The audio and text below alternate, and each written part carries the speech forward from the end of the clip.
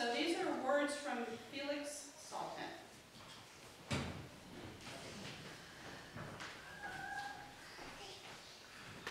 The leaves were falling from the great oak at the meadow's edge. They were falling from all the trees. One branch on the oak reached high above all the others and stretched far out over the meadow. Two leaves clung to its very tip. "It isn't what it used to be," said one leaf to another. "No," the other leaf answered. "So many of us have fallen off tonight. We're almost the only ones left on the branch.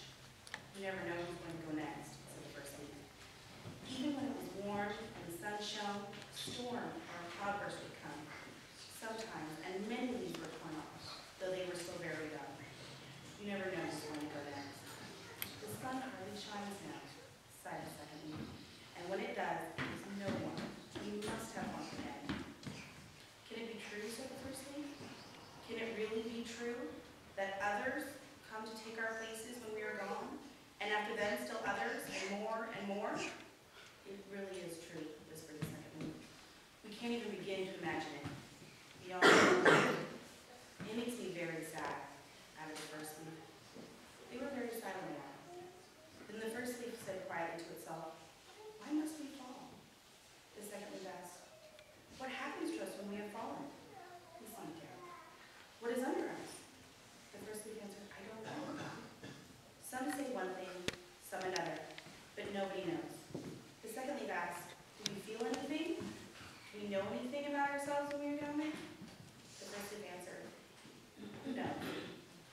Not one of all those down there has ever come back to tell us about it." They were silent again. Then the first leaf said tenderly to the other, "Don't worry so much about it. You're trembling." "That's nothing," the second leaf answered. "I tremble at the least thing now. I don't feel so sure of my hold as I used to." "Let's not talk anymore about such things," said the first leaf.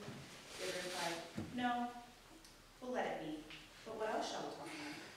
It was silent, but went on after a while. "Which one of us will go first?" "There's still plenty of time to worry about that," the other leaf said reassuringly. "Let's remember how beautiful it was, how wonderful when the sun shone so warmly that we thought we'd burst with light. Do you remember? And the morning dew, and the mild and splendid nights?" Now the nights were quite cold, they complained, and there was no end to them. "We shouldn't complain," the first leaf said gently. "We've outlived many, many others." "Have I changed much?" asked the second leaf shyly. "Not in the least," said the first leaf. "You think so only because I've gotten to be so yellow and ugly, but it's different in your case."